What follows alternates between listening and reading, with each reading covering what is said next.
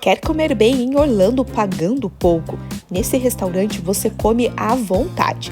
Tem mais de 350 itens disponíveis: sushi fresco, frutos do mar, pratos asiáticos, carnes e muito mais. Inclusive, a sobremesa está liberada.